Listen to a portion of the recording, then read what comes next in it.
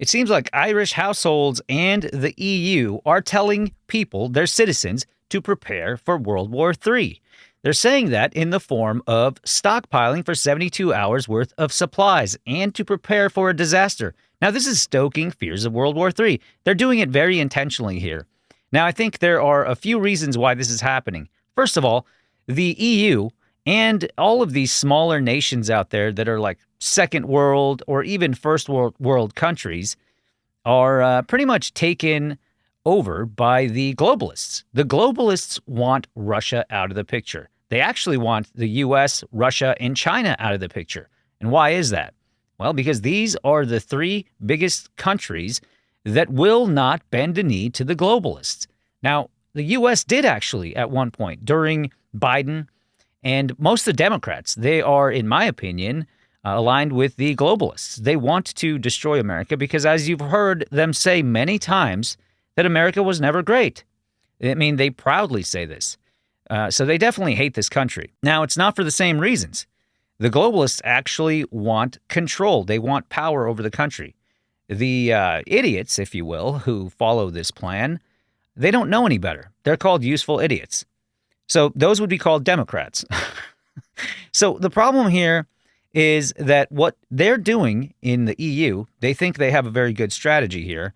They think if they can scare the world enough about World War III that they are trying to bring about, but also claiming to be the victim, this is in my opinion, they think what's going to happen here is force the U.S. to make a choice. They're either going to go with the EU or they're going to go with Russia.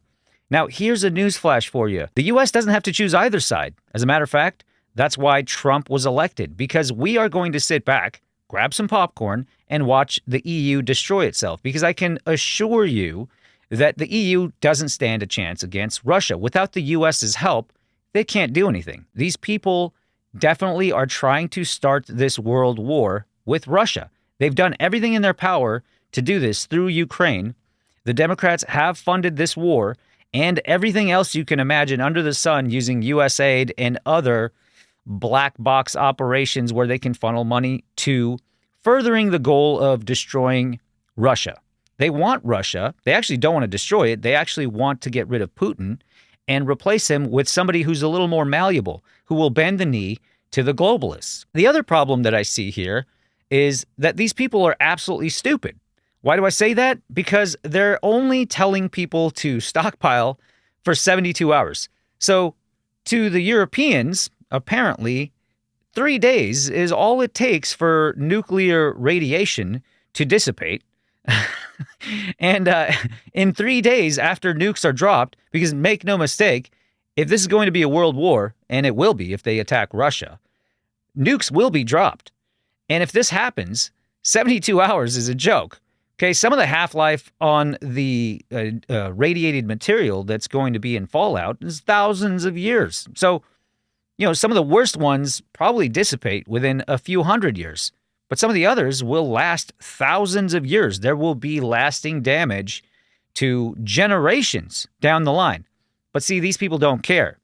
Now, I think that they're bluffing, like I said, to draw Trump into this, and they're hoping that we will use our military might to preemptively strike Russia and stop them, get them out of the picture, and then the globalists can move in and do what they do.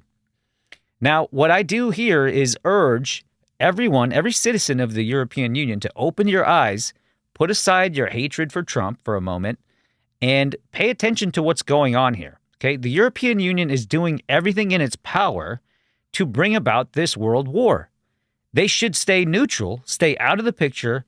I mean, they're using Ukraine as a virtue signal and as a point of, we need to protect this country. They did it with Poland during World War II, and now they're doing it with Ukraine. And notice the proximity, right? I don't want to get into too many details here because YouTube doesn't like some of this stuff when you talk about it. So putting that aside, all I got to say is open your eyes, be objective, and stop trying to choose the wrong side just because you hate Trump or hate a certain politician. Be objective and pay attention. Who here is actually stoking world war to happen? I mean, these people are literally out here with articles like this. I mean, let's go ahead and take a look at this. This is European Union, and Palki Sharma apparently is doing everything in her power to stoke these fears. Facing Europe are more complex than ever, and they are all interconnected. The battlefields in our pockets, our phones, our computers, our power plants, our banks, our supply chains, our raw materials, and in the media, the social media we consume every day. These are all battlefields, and they are being weaponized to threaten our European way of life and our democracies. Now, to be fair, those things have always been battlegrounds, and the most control over those mediums that they're speaking of they go to the governments. Those governments have every single scrap of control over those devices, the phones. They monitor them. I mean, it's time to wake up and realize who our common enemy is. It isn't Russia. It's your own government. Pay attention to what they're doing. They've already outlawed free speech. They're locking people up in the UK for praying on the street. If a person shows up and prays on the street, they will arrest them. There's videos of this, so I'm not making this up. They're actually outlawing freedom of religion, outlawing freedom of speech. This is not a benevolent government, okay? They're doing every nefarious thing you can imagine that are the opposite of democracy, the opposite of freedom. So pay attention and remember, they're going to claim that this is mean. It's mean to pray in public. Yet, when you see the hordes of Muslims literally taking over the streets of London, literally taking over the streets and praying, this they say nothing about. They allow it, but if you're a Christian, you sit there, you try to pray by yourself, not in hordes that threaten the safety of the public. I'm saying by yourself, you're going down. They're going to arrest you and charge you. This is the European Union, the globalists. They want to dilute religions by mixing them together. They want to dilute race by mixing them together. They don't want anyone to have a sense of pride in themselves. They don't want pride in religion. They don't want pride in nations. That's why they attack the United States, because people here lean more nationalist. They want to have pride in their country, even though Biden and the Democrats did everything in their power to get the citizens here to hate America. And there's a chunk of those people here that do. In my opinion, they should bring back sedition laws and get rid of these people, because if you don't like it here, you can always leave. They won't, of course. They'll stay here and continue to talk their crap. So what do you do? What do you do in situations like this where they're basically trying to dilute everything? Keep in mind, they're diluting families, okay? Because now they refer to families as mixed families, right? Where you can just, hey, adopt a friend of yours and call him your brother or your sister.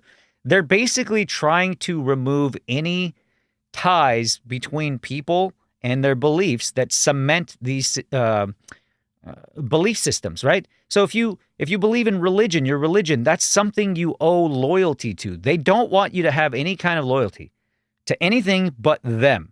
So family members, we have, the biggest form of loyalty, in my opinion, is to family. Then the second would be religion, right? You will basically sacrifice everything for your family, for your religion, right? And those two things are the biggest ones. Then comes your country, which means you'd have to be somebody who loves your country, which would make you a patriot, which would make you a nationalist. Now, these three things have been under attack for decades, and the globalists are working double time, overtime to try to get you to hate these three things, to break them up and destroy these structures. Because when you don't have any of these structures to lean on, guess what happens? You end up leaning on them. It's extremely sinister, and I just hope that Trump is able to fight these forces of evil as best he can. Now, it's hard for me to tell what's going on because at times it seems like he sides with the globalists, but at other times he seems to be attacking them. I wish I understood, but of course, parts of this are, they're kept in the dark. We don't know what he's doing. We don't know if he's playing along in order to deal with them later. Who knows? But at the current time, I think he's done way more than any other president to, resist these globalists, to attack them, try to stop them from stealing money and doing everything they've been doing. All right, I just wanted to bring this to your guys' attention. And don't be fooled by mainstream media. They're doing everything in their power, right, to push this world war because mainstream media are aligned with the globalists. And, you guys could look into this. Look into this for yourselves. Don't take my word for it. Just realize that they are attacking the 3 countries out there that do not have globalist ties, who don't want anything to do with the globalists. They're always defending countries that are globalists and attacking the ones that aren't. I mean, what more do you need to be able to see the bias in these people? All right, guys, until the next one.